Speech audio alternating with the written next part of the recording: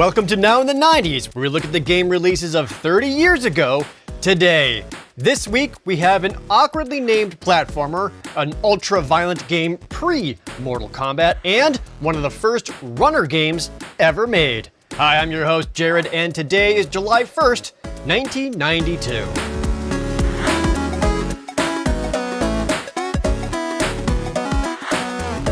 As a kid in the 90s, sometimes you just had to take a blind shot at whatever game it was you wanted to rent for the weekend, no matter how poorly it was named. Take, for example, one of the games released this week, Spanky's Quest for the Super Nintendo and the Game Boy in 1992. Spanky's Quest is a game by Natsume where you play as a monkey named Spanky.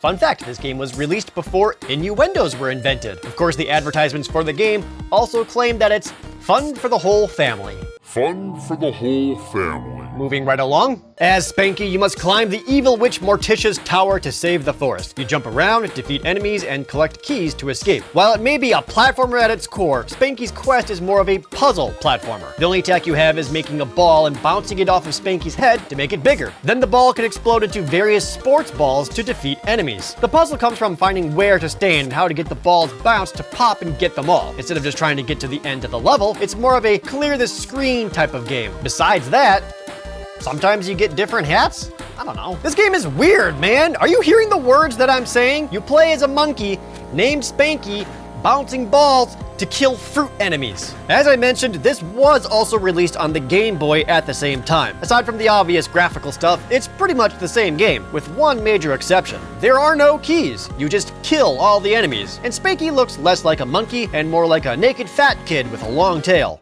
Hey, Editor Dylan here. I don't normally do this, but I was recording the footage for Hanky Spanky Boy, and I just had to mention this music.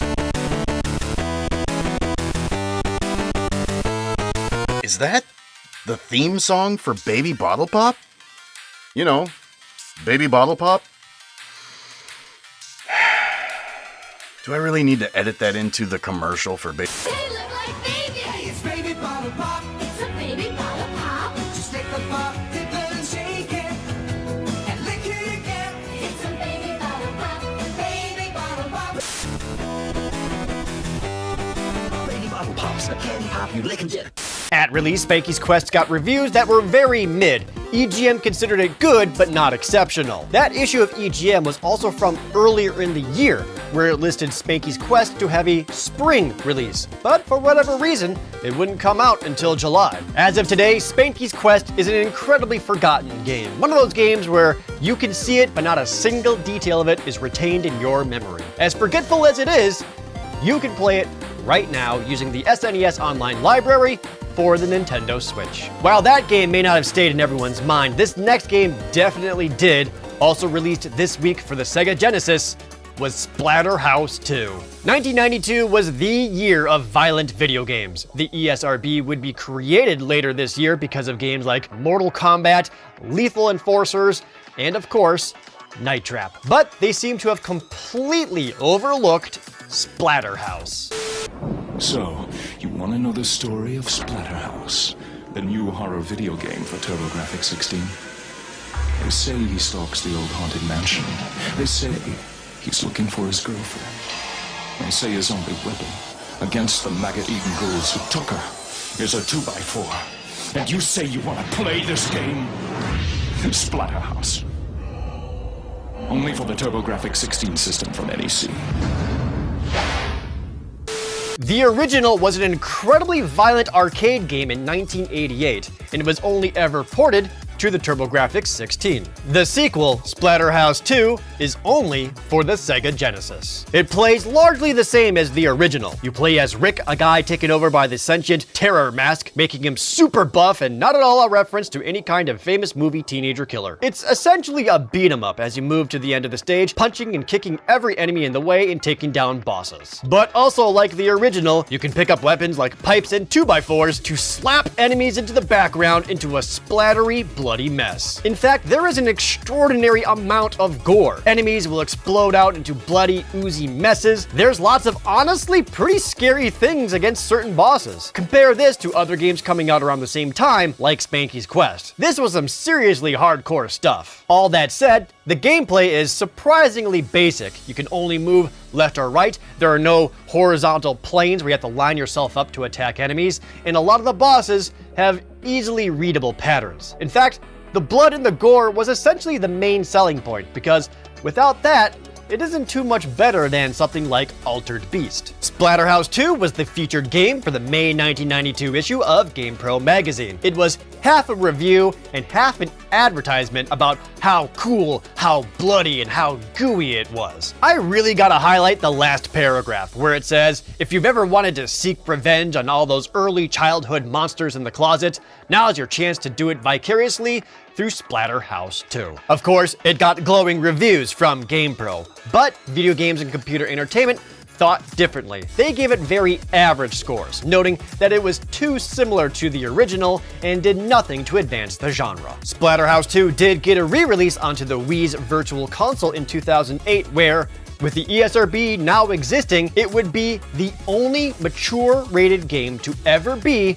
on the Wii Virtual Console. SplatterHouse 3 would come out for the Sega Genesis next year, and then the series would lay dormant, all the way until 2010, with a reboot simply titled SplatterHouse for the Xbox 360 and PlayStation 3. In that, one of the secret unlockables you can get was SplatterHouse 2. You may be familiar with the subgenre of modern mobile games called runner games. Games like Temple Run or Sonic Dash. One of the first ever runner games got ported to the Sega Genesis this week in 1992, Atomic Runner. You know those levels in Mario games where the stage is always scrolling and you have to keep up? Atomic Runner basically took that idea and made it the whole game. The stage is always moving, meaning you must constantly move around to avoid bottomless pits and to shoot down enemies in the way and collecting weapon power-ups. The endless scrolling does end when you reach the stage's end boss. Atomic Runner is actually a port of an arcade game titled Atomic Runner Chelnov in 1988.